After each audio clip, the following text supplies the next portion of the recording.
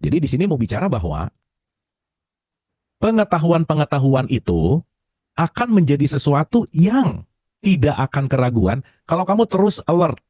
Aduh, gimana alert tuh ya? Kalau kamu terus waspada gitu. Gitu ya. Termasuk semua apa yang kita pelajari dimanapun. Waspadalah terhadap semua pengetahuan. Kenapa? Karena at some point, pengetahuan tuh kayak pedang bermata dua gitu. Di satu sisi menerangkan, di satu sisi bisa balik lagi tuh. Menghunus gitu. Terlalu terang, membutakan, nggak ada cahaya, gelap juga gitu. Nah nanti kenapa sih? Aduh, ini dalam perspektif tradisi Islam tuh keren banget. Jadilah kamu umat pertengahan gitu. Umatan wasaton. Kamu wasatiyah aja, udah gitu. Gitu ya. Jadi kalau di wasatiyah nanti kita akan ngerti. Wasatiyah itu kan di titik netral. Wusto gitu. Jadi nanti outputnya adalah amal soleh. Soleh itu apa? Proper. Kamu tuh, kita tuh proper aja udah gitu.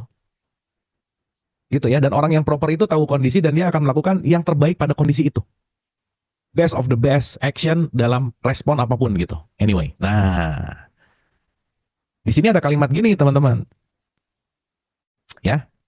Alladzina yu'minun, mereka yang beriman. Dan yu'minun ini kalau mau kita bicara dalam konteks bahasa, itu present continuous yang terus-menerus beriman.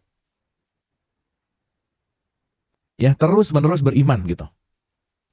Makanya nanti kalau dalam perspektif fikih ada wajib, ada sunnah gitu. Contoh-contoh. Dalam sholat yang syariat, itu ada waktunya. Sehari 5 kali. Tapi masa berbuat baik sama orang tua ada waktunya. Jam 7 berbuat baik, jam 8 ngejulidin. Masa gitu? Masa nolong orang, ini belum waktunya nih nolong orang. Masa begitu gitu?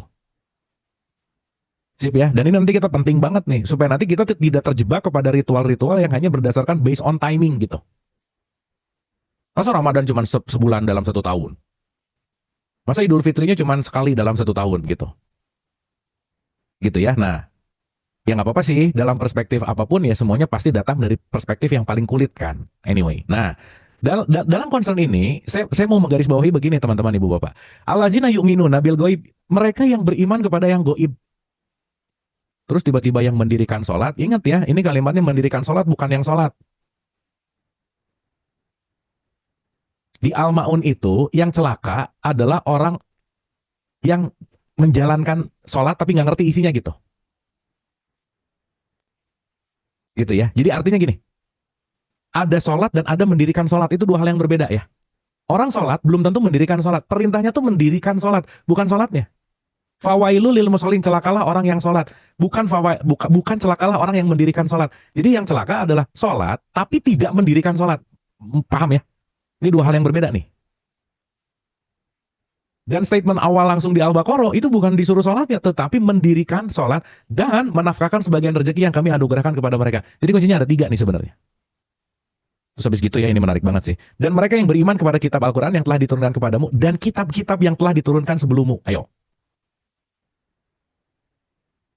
Ini kalau ngelihat kitab layan terus, kayaknya bukan deh, kayaknya bukan deh. Nah, ini udah nggak cocok nih sama ayat berikutnya gitu. Akhirnya kita ngelihat cover, ngelihat kemasan, ngelihat dongeng di luarnya, tapi nggak tahu esensinya gitu. Tapi kan saya udah ulang ya, kitab itu bukan buku loh, tetapi knowledge-nya gitu. Maka ada knowledge secara Zabur, ada knowledge secara Torah, ada knowledge secara Injil, ada knowledge secara Quran. Ini 4-4-nya beda nih. Tapi dalam satu kesatuan gitu. Terus jangan mikir itu jadi buku aja, bukan. Zabur mana bukunya coba? Kan nggak ada bukunya. Ya, nanti kita bahas lebih dalam. Oke, nah intinya di sini ada kalimat begini teman-teman ibu bapak. Udah ya, saya mau balik dulu ke catatan nih. Bismillah ya, pelan-pelan ya. Pelan-pelan nih. Santai, relax, dikunyah pelan-pelan gitu.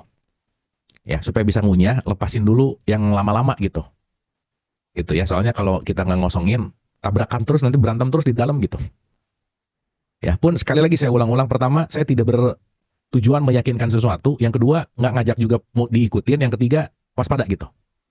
Ya, itulah dialektika untuk kita belajar bareng. Oke. Satu nih ya. Di situ ada kata yang penting yang disebut goib. Di situ ada kata-kata yu'minun, beriman. Beriman kepada yang goib gitu. Nah, teman-teman, ibu dan bapak, kita udah bahas ulang-ulang loh ya. Beriman ini tidak ada kaitannya sama identitas tuh nggak ada. Agama iya. Jadi maaf ya. seagama belum tentu seiman gitu. Karena agamanya di KTP-nya sama Islam, tapi keimanan terhadap Islamnya nggak ada yang sama gitu. Itu penting banget tuh untuk kita sadari gitu. Makanya kalau udah ngomong kayaknya kita seiman, tatar dulu, seiman tuh gimana gitu. Orang kita mempersepsikan Allah aja bisa beda-beda gitu. Mentafsirkan sesuatu nggak ada yang sama gitu. Gitu ya. Nah, jadi kalau ngomongin level manusia ya, level manusia dulu nih. Let's say ya, ini saya permudah aja. Yang paling rendah tuh namanya zolim. Zolim itu gelap. Zulmat. Orang yang gelap adalah orang yang nggak kenal siapa dirinya. Itu pasti zolim aja. Maka kalau dia tidak mengenal dirinya, bagaimana dia menghargai dirinya? Maka dia tidak akan menghargai dirinya dengan terus membenci orang lain gitu. Jangan lupa ya teman-teman ibu bapak, sesaat kita membenci orang lain, yang lagi kita benci itu diri sendiri sebenarnya. Benci keluar itu hanyalah impact. Dasar benci kepada diri, maka yang keluar dari diri saya adalah cacian dan makian gitu. Dan ini biasanya nggak sadar gitu. Karena kenapa? Karena ya zolim, orang lagi gelap kok gitu. Makanya orang gelap itu perlu cahaya. Perlu enlighten gitu. Ya, jadi level paling rendah itu namanya zolim.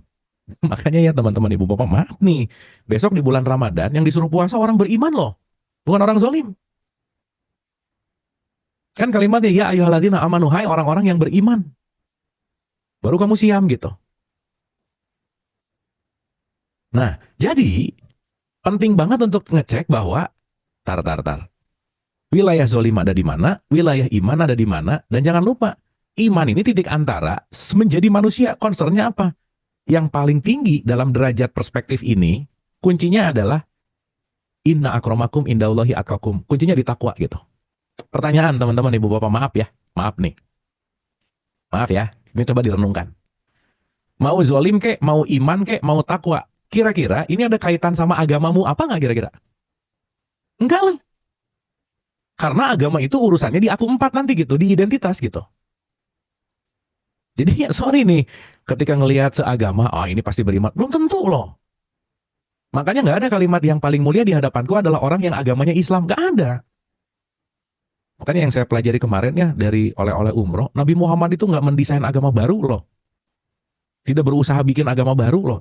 Intinya adalah tauhid gitu, mempersatukan. Keindahan itu ada dari perbedaan yang menyatu, bukan penyeragaman gitu.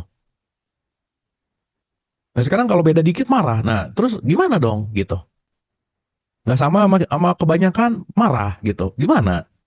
Padahal perbedaan itu bagian dari fitrah gitu. Sip ya, jadi kalau kira-kira sumbu pendek nih dikit-dikit sensi lah, marah lah dengan beda apa, jangan-jangan ke titik iman aja enggak gitu. Misalnya, kalau ini saya sebut gigi satu, ini gigi dua, ini gigi tiga gitu, level. Ya ini kan ketiga hal ini terus berbolak-balik gitu. Dapat ya teman-teman ibu bapak ya. Makanya di hadapan Tuhan, ya kalau saya belajar kemarin, kalau kamu mau tawaf, lepasin semua identitas, hanya gunakanlah pakaian ihram.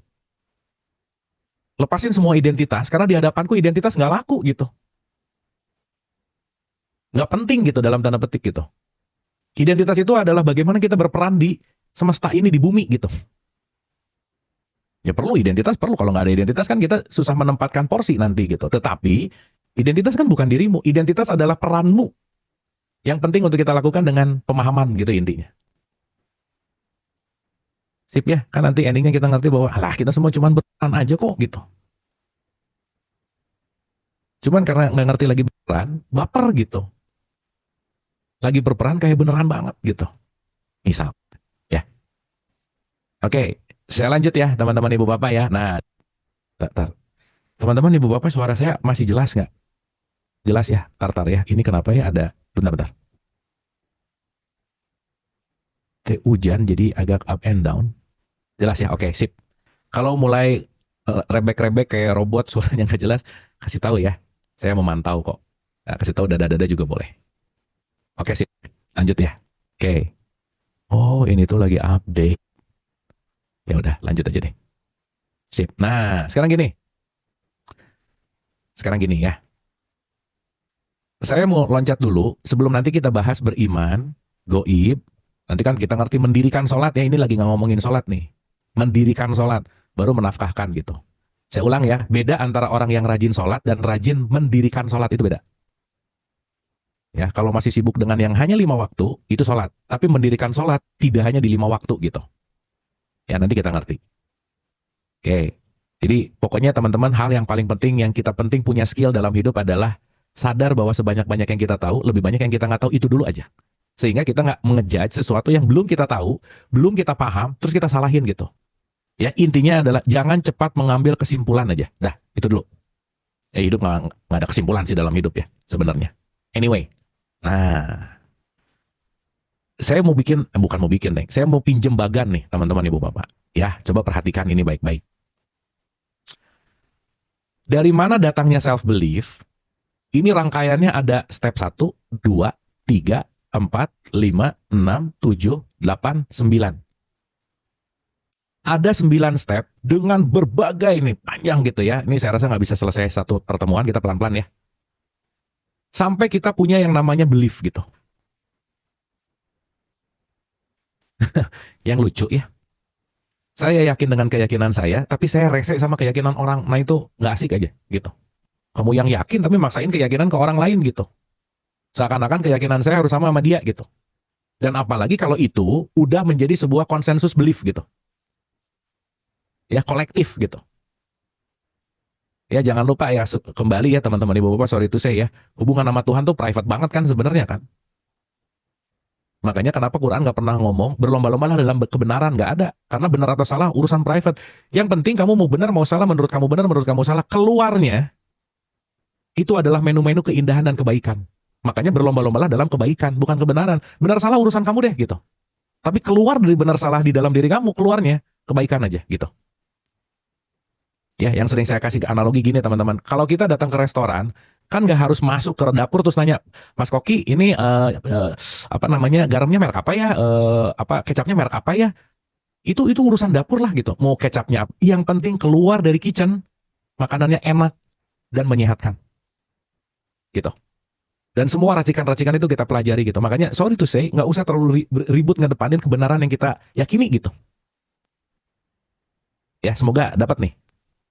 Nah, itulah kerennya Nabi Muhammad itu selalu menggunakan terminologi sahabat gitu loh, teman-teman Ibu Bapak. Berarti kalau Nabi Muhammad ngomongin sahabat, dia pengen belajar juga dari yang lain gitu.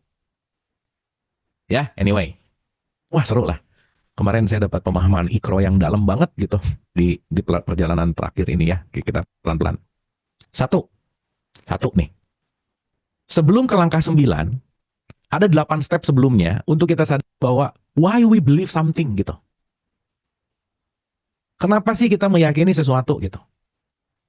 Orang yang meyakini bahwa di pohon ini ada penunggunya apa dan lain-lain, ya udah itu keyakinan dia. Kalau bagi yang nggak meyakini ya udah nggak usah jadi maksa gitu misalnya. Ya. Dan nanti kita ngerti bahwa semua belief itu maaf ya bertumbuh gitu, sangat bertumbuh gitu. Dan yang maaf banget ya, yang dia nggak pernah cek and recheck beliefnya, ya dia nggak adaptif namanya. Saya tuh meyakini deh kalau ini udah aja, tapi keyakinan kamu salah, sama keyakinan kamu salah. Lah dia yang yakin juga gimana sih gitu? Bisa nyalahin keyakinan orang gitu. Anyway ya teman-teman ya, ini juga kita penting untuk menyadari gitu bahwa Tuhan tuh Allah tuh demokratis gitu ya. Contoh-contoh nih ya. Ini kayaknya modal penting banget deh untuk kita bisa sadar dan kita bisa jadi bergotong royong gitu. Nih, wahai manusia, levelnya buat manusia sih ya memang. Kan nggak semua orang layak disebut manusia. Jadi, wahai orang yang mau sudah berpikir dalam, wahai orang yang sudah mau masuk ke dalam pemahaman yang agak lebih esensi, gitulah kira-kira. Jadi ini kira-kira orang yang jarang mikir yang nggak diwahain sih gitu. Karena kan kebanyakan malas mikir ya, pokoknya mau terima dongeng, ikutin. Pokoknya pertanyaannya benar atau enggak. Ya, pengen dapat jawaban, iya atau enggak. Tapi nggak ada kontemplasi gitu. Boleh nggak? Boleh. Oke, kerjain. Kenapa boleh? Nggak tahu, pokoknya boleh kata siapa. Menurut. Nah, udah aja. Nah, itu kan nggak dipakai akal ya, gitu. Oke. Wahai manusia, wahai orang-orang yang menggunakan akal sehatnya. Nah, gitu ya, kira-kira kita modif dikit nih. Sesungguhnya utusan itu udah ada. Nah, kita udah bahas ya, utusan itu kan bukan bukan sosok aja gitu. Dan setiap utusan itu mau membawa kebenaran. Satu, berimanlah kamu, itu yang lebih baik. Dan jika kamu kafir, nggak ngerugiin Allah juga kok gitu. Kenapa mau kamu beriman aku nggak untung, mau kamu kafir aku nggak rugi, semuanya konsekuensi gitu. Menarik ya, Allah aja nggak bebasin kamu mau iman mau kafir terserah, kok kita jadi rese sama keimanan orang gitu, gitulah kira-kira. Ya jadi saya rasa hal yang terpenting adalah memiliki penghormatan yang tinggi dengan respect kepada keyakinan siapapun. Karena kenapa? Setiap orang keyakinannya bertumbuh gitu. Makanya kenapa sih sholat disuruh balik dulu. Dapat wahyu, para nabi dan rasul, balik-balik itu orang yang akalnya udah dipakai gitu. Ini bukan urusan umur loh ya. Falama balago. Dan ketika dia cukup dewasa, cukup balik, artinya apa? Nalarnya udah ada gitu, dipakai gitu. Maaf ya, ini yang 50-60 tahun belum balik juga bisa loh gitu. Karena menua itu pasti, mendewasa tuh pilihan gitu. Ya, anyway. Nah, sekarang kita masuk satu-satu ya teman-teman ya, pelan-pelan nih. Satu, ada stimulasi, pasti bawaan dari faktor eksternal yang masuk kepada sensori kita, akhirnya kita punya data. Dan setiap data dijadikan informasi. Ini masih disebut fenomena, dan kalau itu sudah menjadi sesuatu yang kita masukkan ke dalam konteks yang namanya pembelajaran, jadilah pengetahuan. Dan pengetahuan itu melalui fase yang namanya pemahaman, jadilah konsep. Dari konsep, yakin, jadilah keyakinan. Sekarang yang terjadi apa coba teman-teman? Stimulasi nggak sadar, sensorik nggak sadar, data nggak jelas, informasi nggak jelas, nggak tahu-tahu amat, nggak paham-paham amat, mengkafirkan aja. Udah tiba-tiba ke sini nih, loncat gitu. Kenapa kamu mengkafirkan? Ya kata kebanyakan orang juga kalau yang lambangnya gitu tuh kafir gitu. Nah itu instan gitu. Tiba-tiba ke level 9 aja gitu. Jadi istilahnya lahir, langsung pengen SMA, pengen belajar kalkulus, tar dulu gitu. Belajar tambah-tambahan dulu kek gitu. Jangan main sikat salah bener gitu. Karena statement salah bener ini kan, aduh panjang nih runtutannya gitu. Gitu ya. Kira-kira yang skip gitu banyak atau dikit? Ya, ya udah aja sih. Karena nanti Quran ngasih analogi juga. Kalau kamu ngikutin kebanyakan orang di muka bumi, ya skip gitu. Pun setiap orang akan memiliki derajat perjalanannya masing-masing gitu. Jadi saya rasa teman-teman ibu bapak, salah satu skill yang penting kita punya dalam kehidupan adalah perbanyaklah stok memaklumi gitu. Karena kalau udah punya stok memaklumi yang banyak, ya udah sih gitu. Gak bisa gini, oh ya udah gitu. Orang dia skip kok gitu. Ya, oke. Ini nanti saya mau balik lagi ke sini ya. Jadi intinya, sampai menuju kepada keyakinan, setidaknya kalau kita belajar dari proses perkembangan psikososial gitu ya, at least tahapannya panjang gitu. Makanya hal yang penting juga salah satunya adalah jangan cepat mengambil kesimpulan. Ntar dulu, hidup tuh komain aja dulu gitu. Kemarin tuh saya ceritain tentang the farmer, Chinese farmer. Ya, dalam perspektif filsafat Cina tuh ada cerita tentang Chinese farmer. Yang si Chinese farmer ini punya satu filsafat atau filosofis hidup bahwa ya hidup tuh nggak ada baik nggak ada buruk sih gitu. Hilang, ih kamu rugi deh hilang. Ah belum tentu. Taunya hilangnya menguntungkan. Jadi ceritanya gini singkat ya. Si petani ini kudanya hilang kabur ke hutan. Tetangganya langsung ngejulidin gitu, langsung komentarin, aduh kamu kasihan banget ya kudanya hilang. Kasihan banget ya, wah udah kamu terkutuk lah apalah. Terus kata si petani ini ngomong, ya bisa iya bisa enggak sih gitu. Seminggu kemudian kuda dari hutan balik bawa kuda liar 5. Jadi dia punya 6 sekarang. Tetangganya datang lagi, aduh kamu beruntung ya, yang kemarin ngomong kamu rugi, sekarang kamu beruntung ya kudanya jadi 6 katanya. Nah intinya adalah kalau kita ngikutin omongan netizen nggak akan ada habisnya aja, gitulah kira-kira ya. Dah nanti ceritanya saya lanjutin. Nah jadi inti dari keseluruhan ini, poin pentingnya adalah menuju kepada level 9 itu state apa namanya langkahnya tuh panjang gitu ya teman-teman ibu bapak. Nah sekarang saya mau balik dulu kemana ya, ke Quran dulu lah. Jadi gini, satu ya supaya ada juga basic gitu. Di 84 ayat 19 misalnya. Latar kabuna tobakon. Jadi kamu tuh, kita semua tuh, ang tobak kamu tuh akan dapat tingkat demi tingkat gitu, layering. Jadi setiap apapun tuh ada kulit kayak kulit bawang gitu ya. Dikupas satu, dapat dalam lagi, dikupas lagi, dapat dalam lagi, dikupas lagi, dapat dalam lagi, dikupas lagi, dapat dalam lagi. Sampai kupasan terakhir tersisa hanya air mata. Nah gitu. Ya kan kupas bawang keluar air mata ya. Artinya apa? Semakin kita dalam, semakin ada rasa gitu. Dan kulit yang paling luar kan kotor ya. Makin dalam lagi, makin dalam lagi, makin dalam lagi, makin dalam lagi. Coba pahami bahwa setiap orang tuh punya layer. Jadi pun belajar bahwa nggak usah ngejudge dengan pemikiran atau nilai masa lalunya gitu kan. Dia bisa udah di layer yang mana gitu. Tapi waspada kan tetap ya gitu. Makanya penting tidak menjudge siapapun dengan masa lalunya. Ya, kan pembelajaran itu luar biasa ya. Saya yakin lah ini cerita pelacur kan seringnya kita dengar. Ada pelacur yang endingnya ngasih minum dogi, masuk surga. Gitu. Jadi sadarilah bahwa masa lalu itu bukan diri kita. Ya. Dan selalu membandingkan dengan masa lalu pasti depresi. Karena kenapa? Hidup hanya di sini sekarang saat ini. Anyway. Nah, sekarang kita masuk ke sini teman-teman ibu bapak ya, pelan-pelan nih. Di sini ada statement bahwa beriman kepada yang goib. Goib itu sesuatu yang concernnya, saya mudahkan aja ya supaya gampang gitu. Quote and quote non-physical. Anggap aja begitu supaya gampang. Jadi kalau kita mau bicara bahwa kamu tuh ada fisik yang paling mudah untuk dilihat dengan kasat mata, indrawi. Ingat ya dalam penelitian di sains, panca indera kita tuh sekarang setidaknya ada 9. Gitu.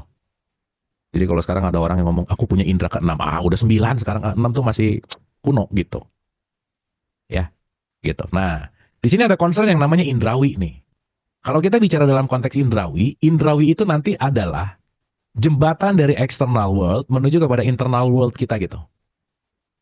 Teman-teman bisa bedain ya mana bumi, mana dunia. Beda ya. Gitu. Dunia adalah mental construction. Bumi wadahnya.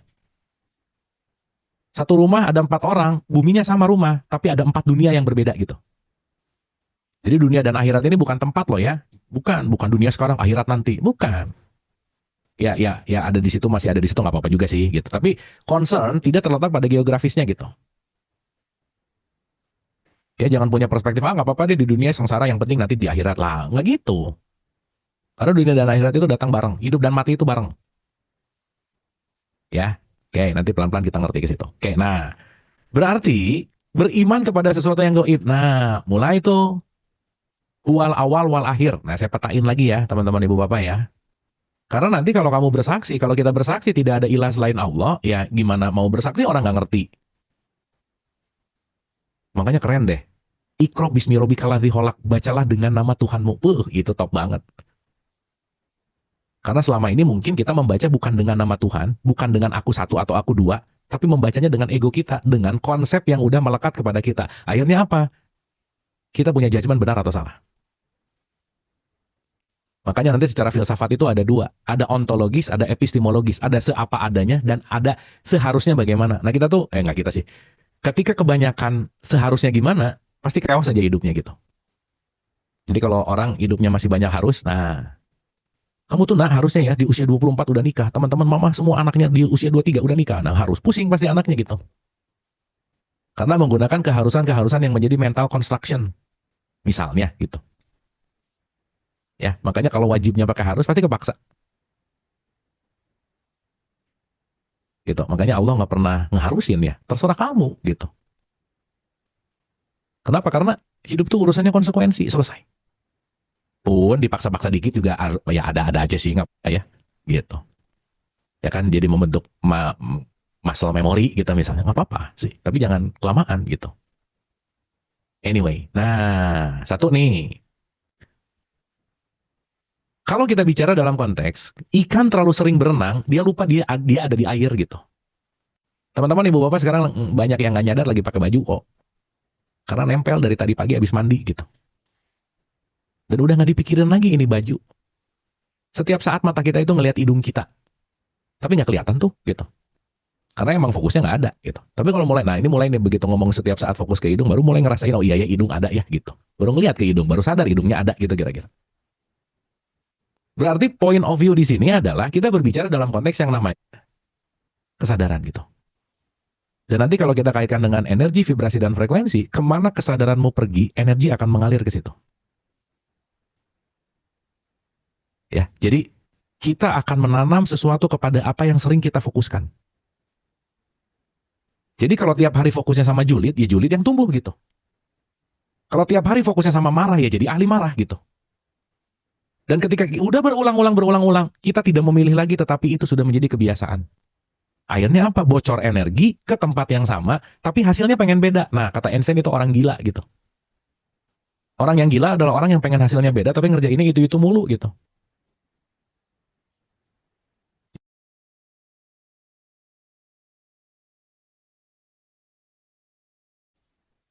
The God dalam perspektif Arab disebut Allah gitu. Allah tuh bukan nama ya, The God gitu. Di satu perspektif saya pernah baca di bukunya Mullah Sadra tuh bilang bahwa Allah itu something what make you amazed. Amazed gitu. Begitu ada amazed, itulah dia gitu. Dan kita akan hanya bisa belajar amazed ketika kita mampu mengikro. Kenapa kalau sesuatu, maaf ya, orang yang sangat pandai bersyukur adalah orang yang selalu melihat sesuatu yang ajaib dalam tanda petik dari hal-hal yang biasa aja.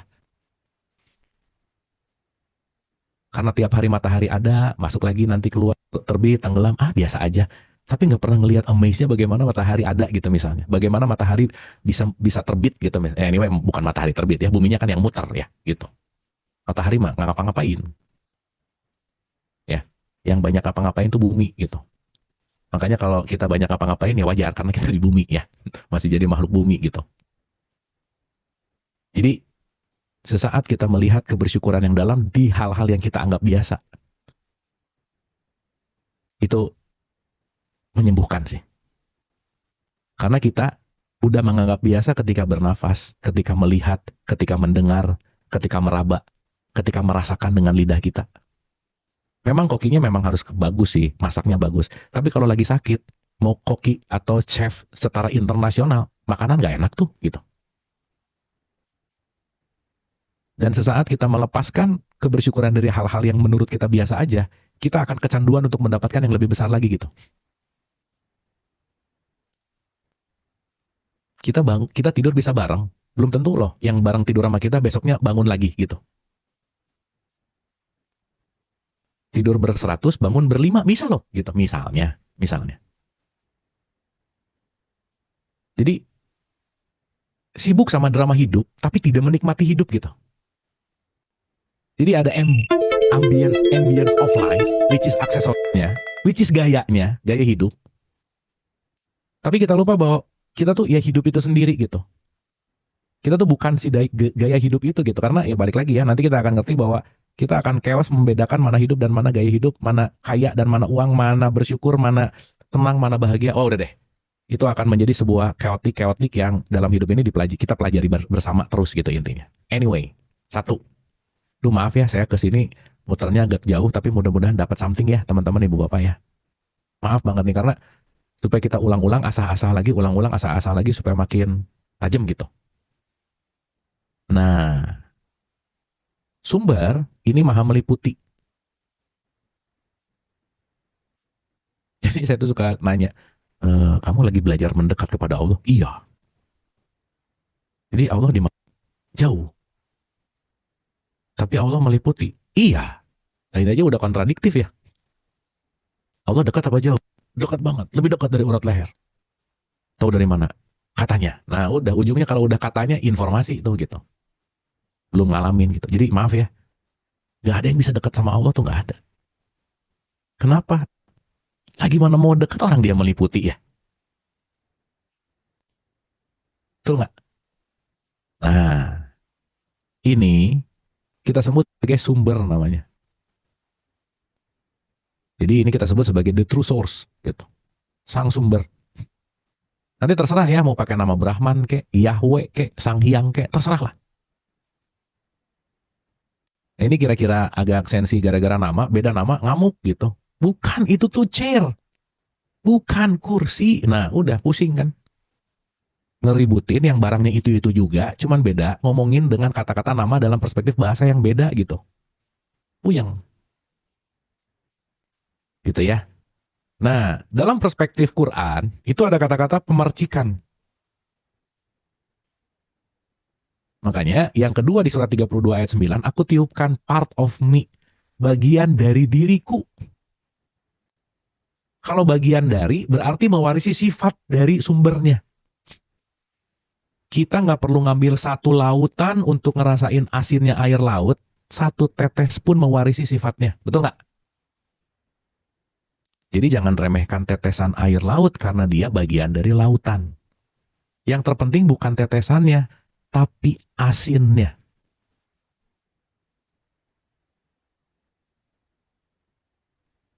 Makanya bahan baku kita tuh Rahman Rahim gitu. Welas asih gitu. Ya. Artinya apa? Artinya apa? Ketika dia memercik menjadi di dalam tanda petik ya, percikannya pakai bahasa dalam konteks teologis namanya ruh gitu. Inilah saya sebut aku satu, ini kita sebut aku dua. Maka dirikanlah sholat untuk mengingat aku loh, bukan ingat siapa-siapa. Aku yang mana? Nah, itu yang penting. La ilaha illa anna. Hmm.